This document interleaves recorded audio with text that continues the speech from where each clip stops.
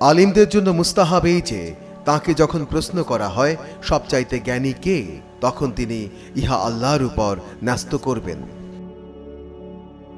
বুখারী শরীফ হাদিস নাম্বার 124। আব্দুল্লাহ ইবনু মোহাম্মদ আল মুসনাদি রহমতুল্লাহ আলাইহি সাইদ ইবনু জুবাইর রহমতুল্লাহ আলাইহি থেকে বর্ণিত, তিনি বলেন, আমি ইবনু আব্বাস রাদিয়াল্লাহু আনহুকে বললাম, নাওফাল বাকালি দাবি করে যে মুসা আলাইহিস সালাম, যিনি খাজির আলাইহিস সালামের সাক্ষাৎ লাভ করেছিলেন, বনি ইসরায়েলের মুসা নন, বরং তিনি অন্য এক মুসা। তিনি বললেন, আল্লাহর দুশমন মিথ্যা বলেছে। উবাই ইবনু কাব রাদিয়াল্লাহু আনহু রাসূল সাল্লাল্লাহু আলাইহি সাল্লাম থেকে আমাদের কাছে বর্ণনা করেছেন যে তিনি ইরশাদ করেন, মুসা আলাইহিস সালাম একবার বনি ইসরায়েলদের মধ্যে বক্তৃতা দিতে দাঁড়ালেন। তখন তাকে প্রশ্ন করা হয়, সবচাইতে জ্ঞানী কে? তিনি বললেন, আমি সবচাইতে জ্ঞানী। মহান আল্লাহ তাঁকে সতর্ক করে দিলেন, কেননা তিনি ইলমকে আল্লাহর উপর ন্যস্ত করেননি। তারপর আল্লাহ তার নিকট এ ওহী পাঠালেন, দুই সমুদ্রের সঙ্গমস্থলে আমার বান্দাদের মধ্যে এক বান্দা রয়েছে যে তোমার চাইতে বেশি জ্ঞানী। তিনি বলেন, ইয়া রাব, কিভাবে তার সাক্ষাৎ পাওয়া যাবে? তখন তাকে বলা হলো, থলের মধ্যে একটি মাছ নিয়ে নাও, এরপর যেখানে এটি হারিয়ে ফেলবে সেখানেই তাকে পাবে।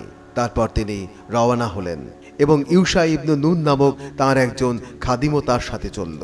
তারা থলের মধ্যে একটি মাছ নিলেন। চলার পথে তারা একটি বড় পাথরের কাছে এসে সেখানে মাথা রেখে শুয়ে পড়লেন। তারপর মাছটি জীবিত হয়ে থলে থেকে বেরিয়ে গেল এবং সুড়ঙ্গের মতো পথ করে সমুদ্রে চলে গেল। এই ব্যাপারটি মুসা আলাইহিস সালাম ও তার খাদিমের জন্য ছিল আশ্চর্যের বিষয়। এরপর তারা তাদের বাকি রাতটুকু এবং পরের দিনভর চলতে থাকলেন। তারপর ভোরবেলা মুসা আলাইহিস সালাম তার খাদিমকে বললেন, আমাদের নাশতা নিয়ে এসো, আমরা আমাদের এ সফরে ক্লান্ত হয়ে পড়েছি। আর মুসা আলাইহিস সালামকে যে স্থানের নির্দেশ দেওয়া হয়েছিল সে স্থান অতিক্রম করার পূর্বে তিনি ক্লান্তি অনুভব করেননি। তারপর তার খাদিম তাকে বলল, আপনি কি লক্ষ্য করেছেন, আমরা যখন পাথরের পাশে বিশ্রাম করছিলাম তখন আমি মাছের কথা ভুলে গিয়েছি? মুসা আলাইহিস সালাম বললেন, আমরা তো সেই স্থানটি খুঁজছিলাম। তারপর তারা তাদের পদচিহ্ন ধরে ফিরে চলল। তারা সেই পাথরের কাছে পৌঁছে কাপড়ে আবৃত, বর্ণনাকারী বলেন, কাপড় মুড়ি দেওয়া এক ব্যক্তিকে দেখতে পেলেন। মুসা আলাইহিস সালাম তাকে সালাম দিলেন। তখন খাজির বললেন, এদেশে সালাম কোথা থেকে এলো? তিনি বললেন, আমি মুসা। খাজির জিজ্ঞাসা করলেন, বনি ইসরায়েলের মুসা? তিনি বললেন, হ্যাঁ। তিনি আরও বললেন, আমি কি আপনাকে অনুসরণ করতে পারি, এ শর্তে যে সত্য পথের যে জ্ঞান আপনাকে দান করা হয়েছে তা থেকে আমাকে শিক্ষা দিবেন? খাজির বললেন, তুমি কিছুতেই আমার সঙ্গে ধৈর্য ধারণ করতে পারবে না। মুসা আলাইহিস সালাম বললেন, আল্লাহ চাইলে আপনি আমাকে ধৈর্যশীল পাবেন এবং আমি আপনার আদেশ অমান্য করব না। তারপর তারা দুজন সমুদ্র তীর দিয়ে চলতে লাগলেন। তাদের কোনো নৌকা ছিল না। ইতিমধ্যে তাদের কাছ দিয়ে একটি নৌকা যাচ্ছিল। তারা নৌকাওয়ালাদের সঙ্গে তাদের আরোহণ করিয়ে নেওয়ার কথা বললেন। তারা খাজিরকে চিনতে পারল এবং ভাড়া ব্যতি রেখে তাদের নৌকায় তুলে নিল। তখন একটি চড়ুই পাখি এসে নৌকার এক প্রান্তে বসে দুই একবার সমুদ্রে তার ঠোঁট মারল। খাজির বললেন, হে মুসা, আমার ইলম এবং তোমার ইলম সব মিলেও আল্লাহর ইলম থেকে সমুদ্র থেকে চড়ুই পাখির ঠোঁটে যতটুকু পানি এসেছে ততটুকু পরিমাণও কমাতে পারবে না।